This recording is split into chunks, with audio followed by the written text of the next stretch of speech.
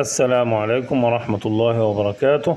مرحب بكم مرة تانية في أسرار عالم الرخام والجرانيت والكوارتز. الكوارتز اللي احنا شغالين فيه ده يعتبر أعلى درجة في مصر حاليا، بيسموه أسباني ولكن مصنع في الصين، يعني مواصفات أسباني أو شركة أسبانية بتصنع الكوارتز ده في الصين. وده الكوارتز اللي هو مش بيتخربش ومش بيتجرح من السكاكين وما بيشربش سوائل ولا ميه ولا زيت ولا شاي ولا قهوة. عملنا عليه تجارب كتير وعندنا فيديوهات على القناة للعملاء بتوعنا وهم بيعملوا تجارب على طاولات سليمة. الكوارتز اللي موجود في مصر إما ده اللي هو أسباني مصنع في الصين، وفي حاجة تاني مواصفات أسباني مصنع في الهند ولكن في عيوب هنتكلم عنها مرة تانية.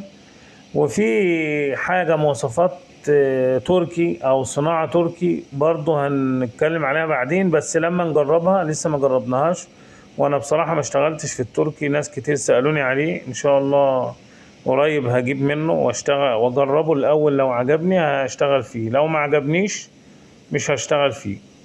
الخامة دي يعني احنا عاملين عليها تجارب، كذا فيديو مصورينه، وهي خامة صلابتها أعلى من صلابة الجرانيت الطبيعي، تقدر تقول 5 مرات.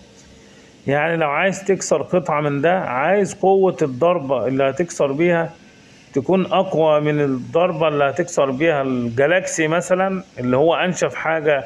الجالاكسي والدبل بلاك أنشف حاجة في الجرانيت الطبيعي.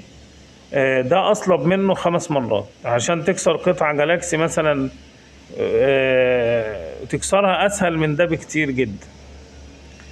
وفي نفس الوقت لما تمشي عليه سكينة حامية ما تعملش فيه حفر، تعمل فيه علامة زي القلم الرصاص، ولما تغسلها تطلع على طول.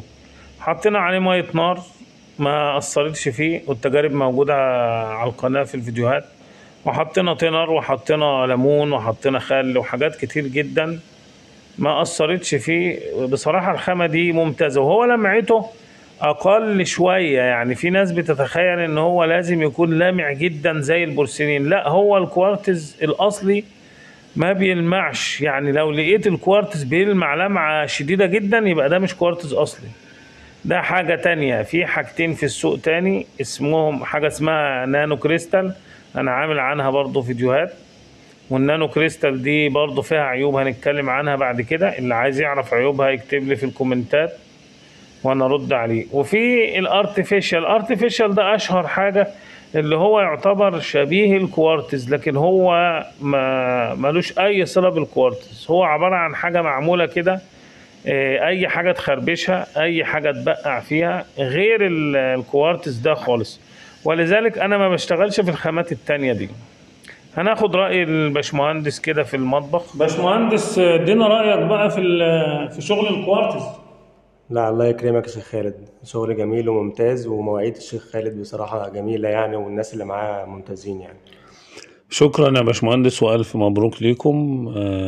بفكركم تعملوا لايك وتشتركوا في القناة وتفعلوا زر الجرس علشان يوصلكم كل فيديو جديد. والسلام عليكم ورحمة الله وبركاته.